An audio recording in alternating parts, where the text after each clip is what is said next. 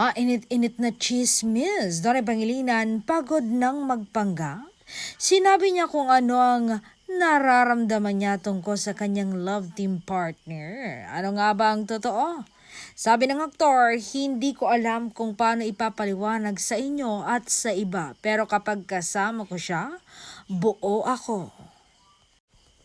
Alam mo yon, natagpuan ko yung pag-ibig na kailanman hindi ko pa nakita sa iba because loving her is the most honest thing my heart has ever done. Kahit gaano kahirap ipaglaban, kahit gaano karami ang nakatingin, I always choose her. So here I am, openly telling you, masaya ako kapag kasama ko siya.